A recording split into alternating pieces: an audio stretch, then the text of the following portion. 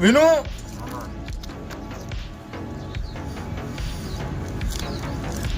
આજે દાડા આ એક પગે એક બાવાએ તપ કર્યું ને ભાઈ 9 દાડા તારો વરસાદે જોર મોડી એ દાડા શેર બોધ્યો ને તારે પબ્લિક ના જોડેથી પૈસા નતા લીધા ભાઈ એ દાડા બાવાની